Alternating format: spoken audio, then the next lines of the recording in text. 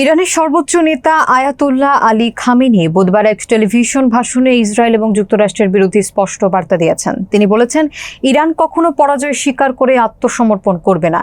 ইসরায়েলকে ভুলের মাসুল দিতে হবে। খবর আল জাজিরা।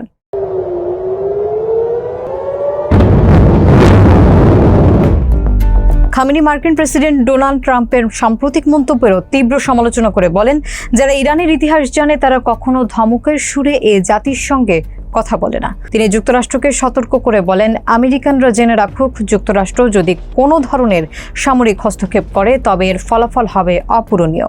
এ বক্তব্য এমন সময় এলো যখন ইসরায়েল এবং ইরানের মধ্যকার যুদ্ধ ষষ্ঠ দিনে প্রবেশ করেছে এবং মার্কিন সাবেক প্রেসিডেন্ট ট্রাম্প সরাসরি ইরানের নেতার অবস্থান জানার দাবি করে হুমকি দিয়েছেন।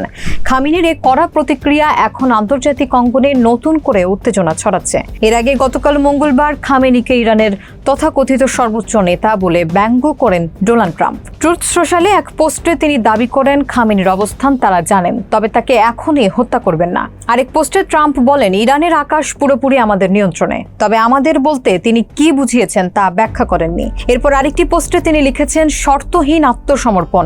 এর মাধ্যমে মূলত ইরানকে আত্মসমর্পণের ইঙ্গিত দিয়েছেন তিনি।